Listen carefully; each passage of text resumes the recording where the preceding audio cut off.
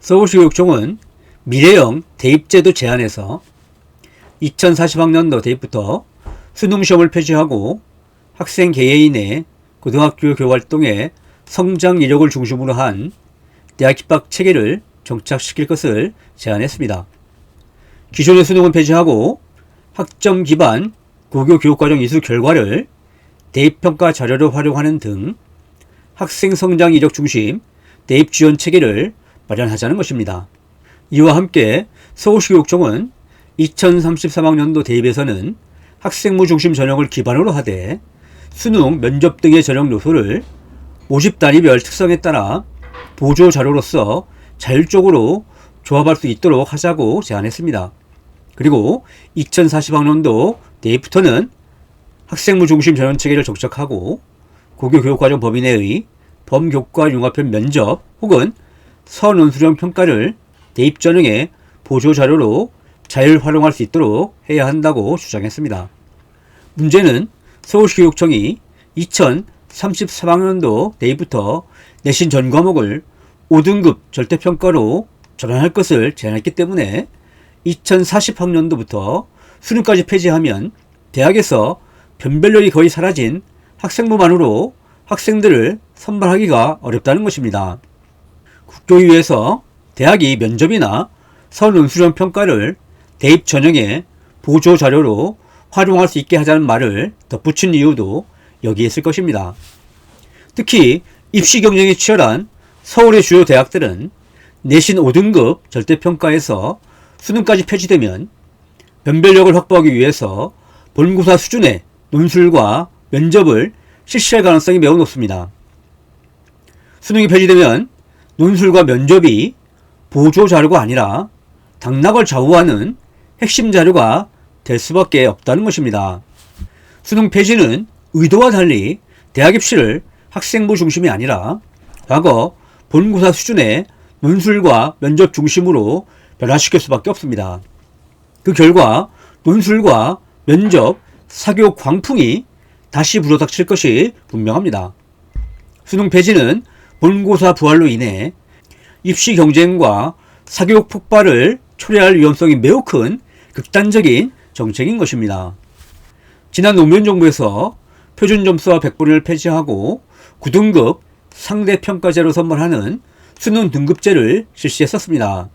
당시에는 내신도 5등급 절대평가였는데 여기에 수능까지 표준점수와 백분위를 없애고 9등급 상대평가로 변별력을 낮춘 것입니다. 그러자 대학들은 변별력을 확보하기 위해 통합 논술을 확대하기 시작했습니다. 결국 약화된 내신과 수능을 대신해 본고사 수준의 통합 논술이 입시의 당락을 좌우하게 되면서 범국민적인 논술 사교육 열풍이 불어닥치고 말았습니다. 우리 입시 역사에서 본고사는 사교육 열풍으로 인한 과외 망국론과 학교의 입시 학원화 등을 이유로 과거 전두환 정부에서 폐지하고 김대중 정부에서는 아예 금지한 정책이라는 역사적 사실을 잊으면 안 됩니다. 지난 노무현 정부는 수능을 9등급 상대평가로 개편했음에도 불구하고 당락을 좌우하는 본고사 수준의 논술고사로 인해 오히려 입시 경쟁과 사교육 부담이 더욱 심해지는 결과를 초래하고 말았습니다. 그런데 서울시교육청의 제안대로 수능을 아예 폐지하면 당락을 좌우하는 본고사 수준의 논술과 면접을 위한 과도한 입시 경쟁과 망국적인 사교육이 폭발하게 될 것입니다. 현행 수능시험은 객관식 선다형 문항으로 구성되어 있기 때문에 미래의 핵심 역량인 창의성을 기르고 평가하는 데에 한계를 가지고 있습니다. 하지만 수능이 주관적 정성평가인 학생부 종합이나 채점의 공정성 문제를 가지고 있는 논술에 비해 공정한 변별력을 갖추고 있는 것도 사실입니다. 따라서 수능을 무조건 폐지할 것이 아니라 창의성을 위한 서울 논술형 문항을 수능에 도입하는 것이 바람직합니다. 지난 국교위의 공교육혁신 보고서에서도 서울 논술형 수능 도입을 과제로 제시했습니다. 학교에서 서울 논술형을 수능 유형으로 출제하여 교사와 학생 모두 서울 논술형 평가에 자연스럽게 시행할 수 있는 조건 위에서 각 과목의 특성에 맞는 서논수령 평가 방식을 개발하고 도입해야 한다는 것입니다. 서울시 교육청도 미래형 대입제도 제안에서 수능시험에서 기초학업 성취 확인을 위한 선다형 문항과 함께 학생의 사고력과 탐구 과정, 문제 해결력을 평가할 수 있는 서술형 문항을 도입할 것을 제안했습니다. 그리고 서논수령 평가 확대에 따른 수능 전문 채점단 양성, AI 보조 채점 알고리즘 고도화, 표준 루브릭 개발을 병행해서 추진하고 2031학년도부터 전국 단위 고2 모의평가를 실시하여 서논수령 채점 체계, 평가 신뢰도, 학생 적응도 등을 사전에 점검할 것을 주문했습니다. 이미 정재용 교수 등 AI 교육혁명이라는 책의 저자들은 미래학교에서 평가도 인공지능 기반의 맞춤학습 체제로 대체될 것이라고 보았습니다.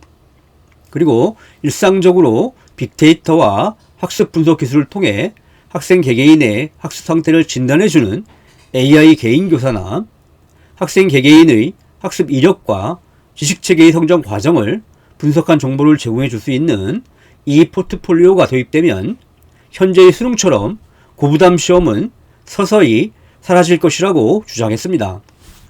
저자들은 이미 서술형 평가나 과제 평가도 인공지능으로 채점할 수 있게 되었다고 설명했습니다.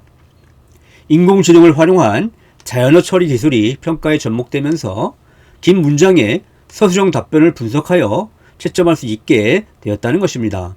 그리고 수행평가에서 과제평가도 인공지능이 신속하게 처리할 수 있다고 장담했습니다. 과연 인공지능이 서논수령 평가나 수행평가에서 고차원적인 사고력을 평가하고 국민들의 눈높이에 맞을 정도로 공정하게 채점할 수 있을지 지금으로서는 다소 회의적입니다. 서논수령 평가가 아무리 교육적으로 의미가 크다 하더라도 대학 입시가 전 국민적 관심사인 우리나라에서 공정성을 확보하지 못하면 지속 가능할 수 없습니다. 하지만 앞으로 인공지능이 수능에 서논수령 평가를 도입할 수 있을 정도로 공정하고 정확하게 채점할 수 있게 된다면 현재 객관식 수능의 한계를 상당 부분 보완할 수 있을 것으로 기대됩니다. 아무쪼록 AI 기술 덕분에 수능 시험도 기본적인 지식뿐만 아니라 AI 혁명 시대의 필수적인 창의성과 비판적 사고력 등을 평가하는 미래적 선발 도구로 재탄생할 수 있게 되기를 바랍니다.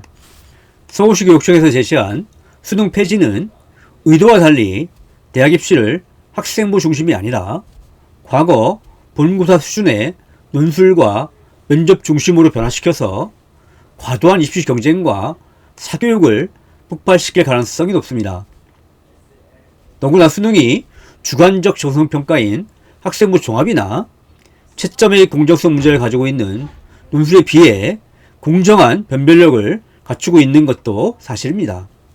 따라서 수능을 무조건 폐지할 것이 아니라 창의성을 위한 서논수령 문항을 수능에 도입하는 것이 바람직할 뿐만 아니라 지속 가능할 수 있습니다.